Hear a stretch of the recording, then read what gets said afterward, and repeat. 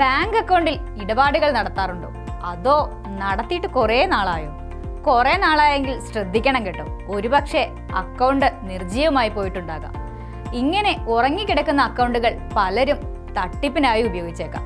സ്ഥിര നിക്ഷേപമുള്ള അക്കൗണ്ടുകളാണെങ്കിൽ പോലും 2 കൊല്ലമായി ഇടപാടുകൾ നടന്നിട്ടില്ലെങ്കിൽ നിർജ്ജീവമായി ബാങ്ക് കണക്കാക്കും. ഇനി അക്കൗണ്ടുകൾ എങ്ങനെ ജീവനില്ലാതാക്കുമെന്നല്ലേ? അതിന് ഓരോ ബാങ്കിനും ഓരോ രീതികളാണ്.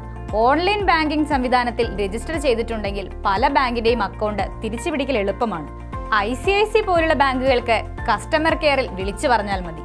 എന്നാൽ നിങ്ങളുടെ അക്കൗണ്ട് SBIയിലാണെങ്കിൽ ആദ്യം SBIയുടെ വെബ്സൈറ്റിൽ കയറി നിർജ്ജീവമാക്കപ്പെട്ട അക്കൗണ്ടുകളുടെ ലിസ്റ്റിൽ നിങ്ങളുടെ അക്കൗണ്ട് ഉണ്ടോ എന്ന് നോക്കണം. ഉണ്ടെങ്കിൽ അക്കൗണ്ട് സംബന്ധിച്ച വിവരങ്ങൾ വെച്ച് നിങ്ങളുടെ ബ്രാഞ്ചിൽ ചെന്ന് മാനേജർക്ക് കത്ത് നൽകണം. എന്തുകൊണ്ടാണ് 2 കൊല്ലം അക്കൗണ്ടിൽ ഇടപാടുകൾ നടക്കാതിരുന്നത് എന്ന് സംബന്ധിച്ച കാരണവും തിരിച്ചറിയൽ രേഖകളും ആ കത്തിനോടൊപ്പം ഉണ്ടാകണം. പ്രത്യേകിച്ച് ഫീസൊന്നും SBI ഈടാക്കുന്നില്ലെങ്കിലും അക്കൗണ്ടുകൾ ഉറക്കത്തിൽ നിന്ന് എണീപ്പിക്കാൻ എന്തെങ്കിലും ഇടപാടുകൾ പേരിനെങ്കിലും നടത്തിയേ പറ്റൂ.